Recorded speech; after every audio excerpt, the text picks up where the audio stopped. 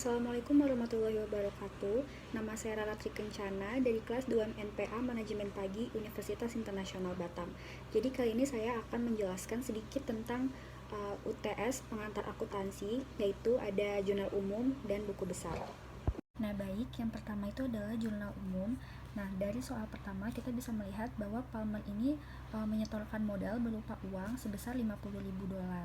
Nah jadi kita tulisnya cash pada Palmer's Equity sebesar 50 dolar di debit punya cash dan kreditnya di Palmer's Equity. Lalu yang kedua adalah kita bisa melihat bahwa perusahaan Palmer ini membayar asuransi, jadi kita tulis di jurnalnya seperti ini, insurance expense pada cash karena beban bertambah pada debit dan cash berkurang pada kredit.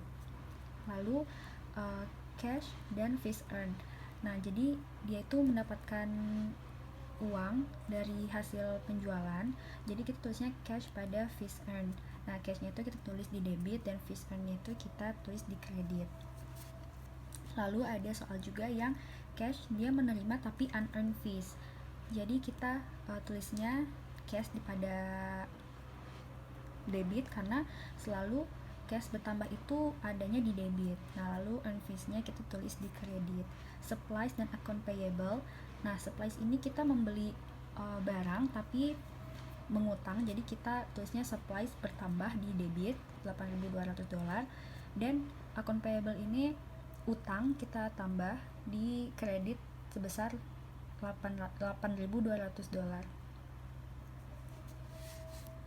Lalu ini Palmer drawing atau PRIV, dia mengambil uang dari perusahaan untuk keperluan pribadinya, jadi kita tulisnya PRIV pada cash. PRIV-nya bertambah di debit, lalu cash-nya berkurang pada kredit.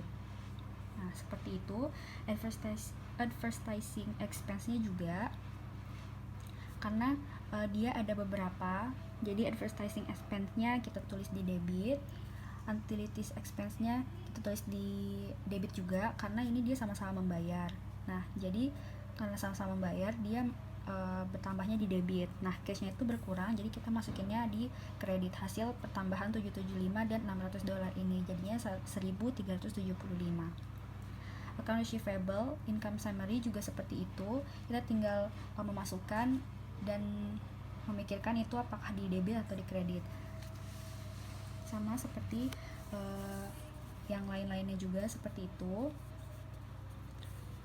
Nah ini juga equipment 8.500, cashnya 850, dan account payable-nya 7.650. Account payable ini kita ada membayar utang dari yang di atas. Nah seperti itu. Nah lalu masuk ke buku besar. Di dalam buku besar ini kita membagi lagi akun-akun yang telah kita tulis di jurnal umum. Nah seperti ini, kita membagi lagi cash itu ada apa aja, lalu supplies, akun payable seperti itu. Nah seperti contohnya seperti cash ini, kita lihat dari akun sebelumnya apa saja yang memengaruhi cash. Nah setiap ada nama cash kita tulis di sini. Seperti di tanggal 1 bulan 1, cash itu dia ada di Palmer's Equity. Nah, di sini cashnya itu debit sebesar 50.000 dolar. Jadi kita tulis di sini juga debit 50.000 dolar. Nah, paid insurance kita lihat lagi di sini. Di sini kan ada insurance expense. Nah, dia tuh karena membayar asuransi, jadi kita tulisnya di sini paid insurance. Nah, di sini kan cashnya itu kredit, maka kita tulis juga di sininya kredit. Seperti itu terus. Kita hanya perlu melihat akun yang ada di sini, lalu kita pindahkan ke sini. Bagaimana dengan cara menghitung ini? Nah, kalau misalnya 50.000 ketemu kredit, maksudnya debit ketemu kredit, dia akan dikurangi. Nah, jadi 50.000 dikurang 3.360, hasilnya dapat segini. Namun kalau misalnya dari kredit bertemu dengan debit, dia itu ditambah. Kenapa ini selalu di debit?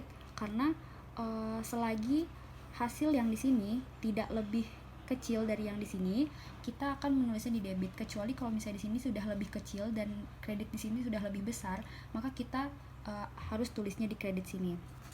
Seperti itu terus. Nah, baru kita masuk ke supplies ya. Kita lihat di sini yang supplies itu hanya satu, yaitu tanggal 8 bulan 1 dengan harga $8.200. Maka kita tulis di sini juga debitnya $8.200. Seperti itu saja. Akun payable juga sama. Price kita hanya perlu melihat di sini dia debit atau kredit, dan lalu kita jumlahkan, dikurang atau ditambahkan. Ada neraca, satu lagi. Neraca itu hanya pencatatan ulang apa yang sudah kita lakukan di buku besar. Misalnya, hasil akhirnya dari cash itu adalah debit $74.800. Maka kita masukkan di sini debit $74.800.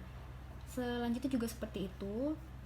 Semuanya hanya dimasukkan dari hasil yang sudah kita lakukan di buku besar tersebut.